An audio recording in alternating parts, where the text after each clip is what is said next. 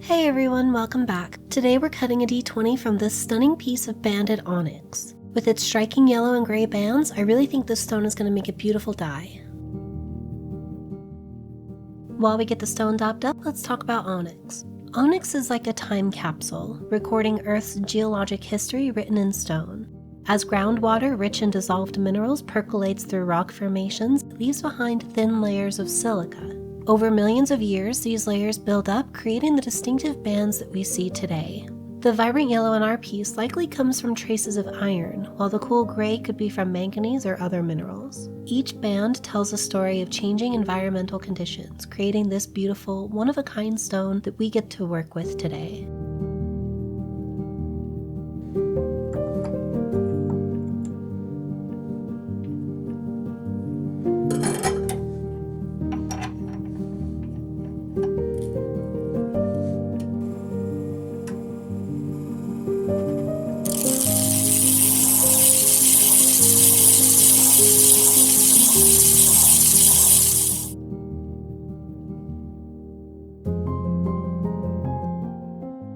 So I took a bit of extra time to line the stone up as best as I could, and I think I nailed it. The main meet point is pretty much exactly in the middle of the bands, and I'm super happy with the placement.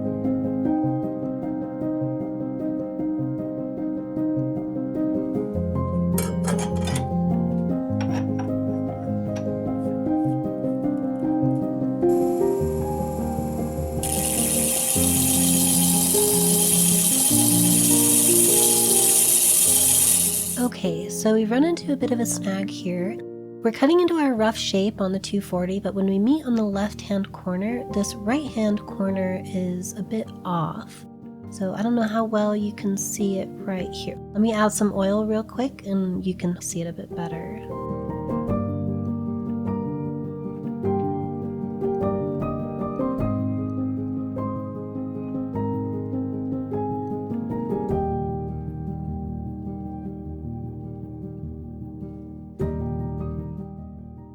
Okay, so this corner here, you can see how it's just a little bit off, even though the left one is perfectly lined up. This error is repeated across every facet on this tier, so I think we accidentally caused some misalignment, likely from the pressure I was putting on the stone during the rough preforming step. It's not a huge deal though, we're just going to have to take a step back and recalibrate our faceting machine real quick. This is a quill alignment tool, which we can use to make sure the stone rotation is precisely where it should be. By removing the stone from the quill, we can slot this tool into its place.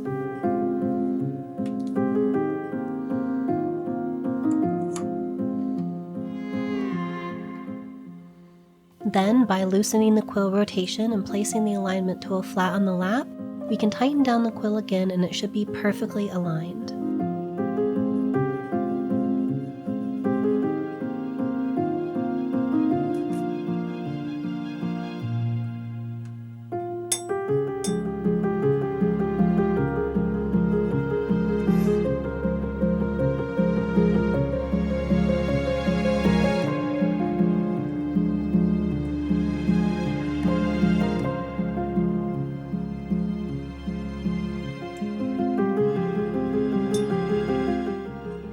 Alright, we're all recalibrated and ready to go. Let's give that 240 grit another shot.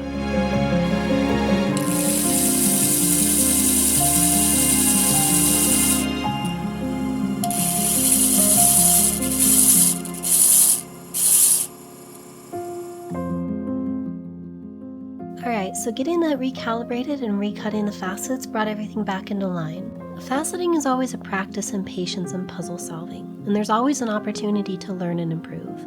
With everything realigned, we're back on track. Now on to 600, then 3000, then polish.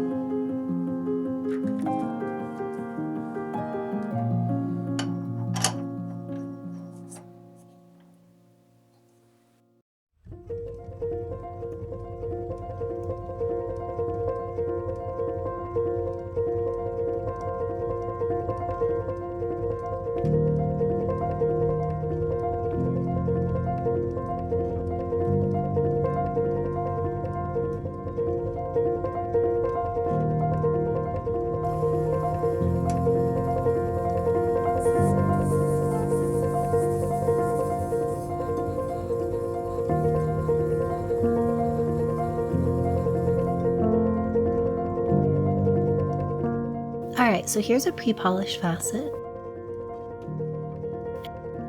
And here is a polished facet. As you can see, it's not really working all that great. Onyx is chalcedony, which is cryptocrystalline quartz. Typically with quartz, the spectral ultralapse and cerium oxide work best for polish, but this one just isn't working out as well as I would like. So we're going to swap to our leather lap of cerium oxide and see if that does a better job.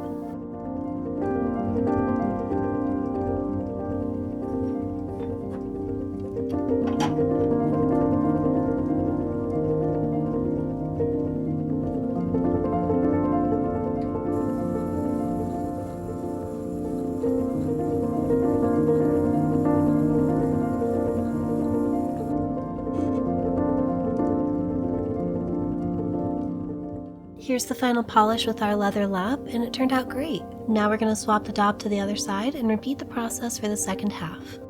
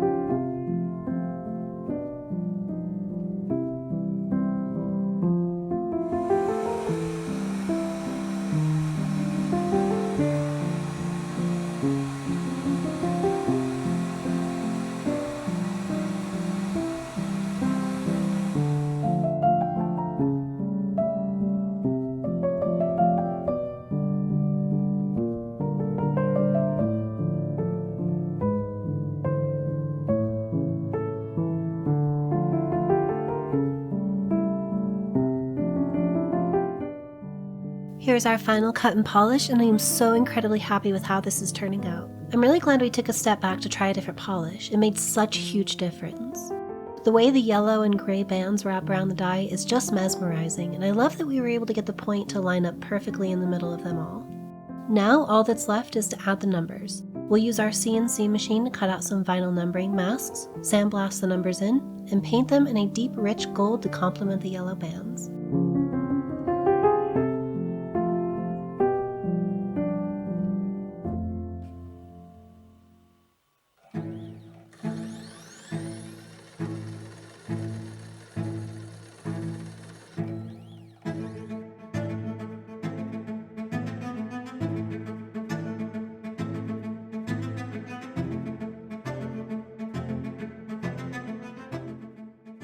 When I look at this die, I imagine a Goliath monk in a mist-shrouded mountain temple, their gray skin etched with golden tattoos, glimmering bangles hang loosely around their wrists, jangling with each movement. Their fists and feet trailing with a warm golden energy as they move through martial forms as old and solid as the mountains themselves.